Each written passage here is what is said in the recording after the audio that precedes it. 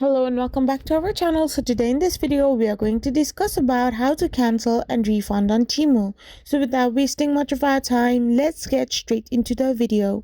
So for this, first of all, you need to simply open the Temu app and log in into your account. So once you have logged in into your account, you need to simply go and tap on the U option on the menu bar. So once you have tapped on the U option as well, you will be redirected to this interface where you can simply find your order section.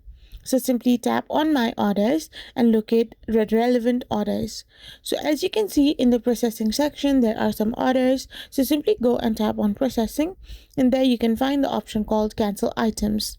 So once you have tapped on cancel items, you need to simply tap on the cancel order option again to reconfirm your cancellation.